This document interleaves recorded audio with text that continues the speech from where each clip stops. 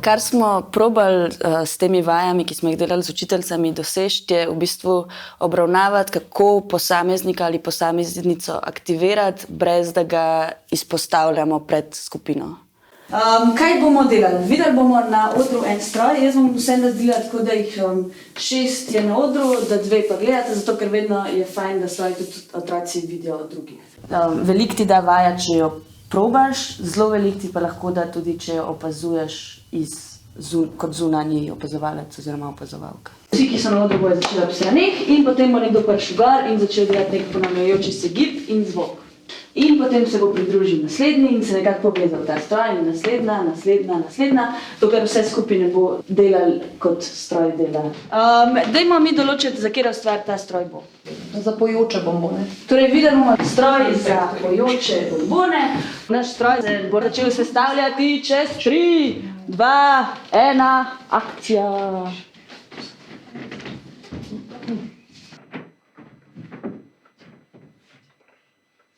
Jaz sem zdaj ena ful velika mašina, ki bo ta stroj obrnila tako. Neke impro vaje, ki jih mi že imamo, niso same po sebi tako je in tako mora biti, ampak moraš vedno biti pripravljen se prilagoditi na to, da mogoče jo boš pa tle čist drugače naredil ali pa da bo čist drugače izpadla v drugačnem okolju ali pa z drugačno skupino ljudi. Tako je, vsaka vaja v drugem sistemu ti bo šla v drugo smer in je pomembno, da si ti zelo prilagodil kot mentor. In zdaj gre v hitrem posnetku stroj. In ta stroj bo zdaj tako hitro delal, da bo pol na koncu kar eksplodiral. Ker pač bo... nekaj je šlo narobe, hitreje, vedno hitreje gre. In kar naenkrat se nekaj pokvar. Nekaj se pokvar, kaj se pokvar? Kdo se je pokvaril?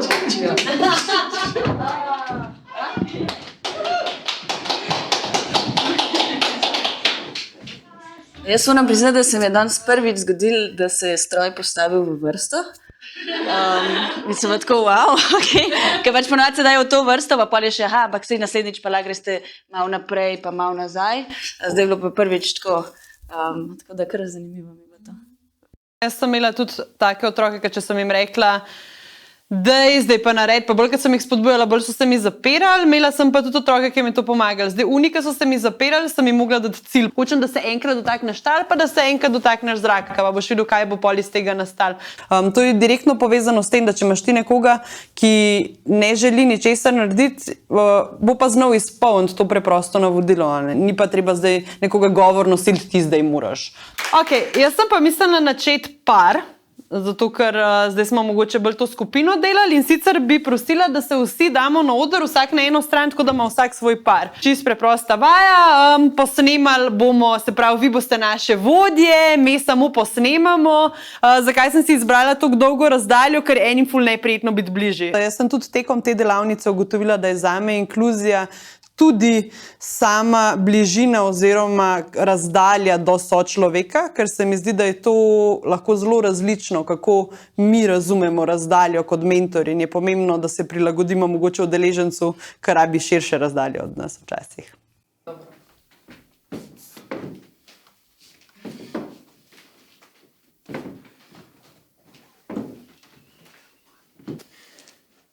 Zdaj počasi bomo začeli predajati, kdo vodi in bomo mi začeli prevzemati vodstvo, ampak tako, da ne bo nekaj stop, pa zdaj mi vodimo, ampak nekaj cajta še posnemamo, pa začnemo prevzemati vodenje.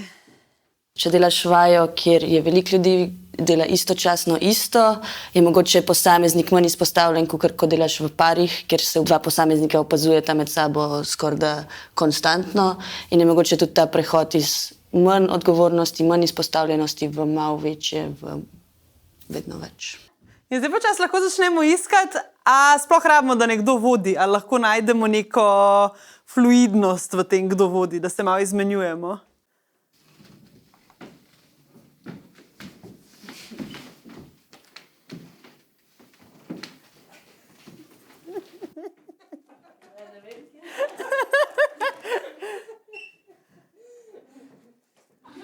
In zaključimo počas to in si damo en aplavz.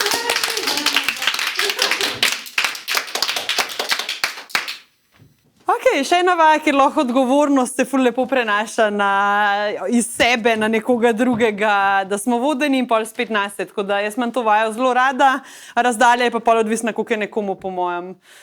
Težko biti blizu, ampak lahko sprobavaš tudi tekom, medtem ko delaš, te lahko tudi v tej liniji, ne premikaš. A se vam zdi, da bi to lahko, ne vem, z otroki tudi delo? Okay. Ja, mi imamo pač to rečemo zrcaljenje.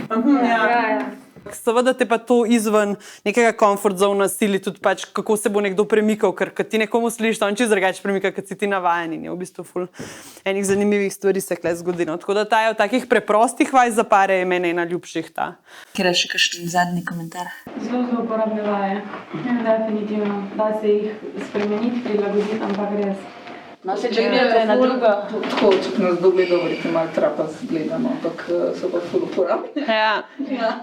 Ja, jaz se z njimi veliko tudi o sramu pogovarjam, medtem ko impro delam, zato ker 8. 9. razredi vidiš, da jih je sram, ampak ko lahko govorijo o sramu, jim je včasih pol lažji, pa jim je vedno lažji, tako da meni se zdi fajn probati vse občutke gor, če so jih pripravljeni deliti, pa da jih znajo prepoznati, no, tako. To bi se šli komod tudi starši, pa se zdi ful numor. Ja. Jih ful povežeš med sabo. Ja. Tekom delavnice se mi zdi, da ko sva spremljali udeležence, ves čas tudi medvi nadgrajevali, kaj bi bilo še kakšno sporočilo, ki ga je mogoče dobro povedati na tej delavnici. Preko debate z udeleženkami smo lahko v bistvu odprli še veliko enih tem, ki jih same mogoče ne bi, ker ne delava mogoče z razredom ali pa s toliko heterogenimi skupinami ljudmi, kakor oni. Jaz bi mogoče preden gremo na kosilo, še da zaključimo ta kar vstante, pa bomo sam na 3-4 zdaj plosknili skupaj. Okay? 3-4 zdaj. Hvala vam.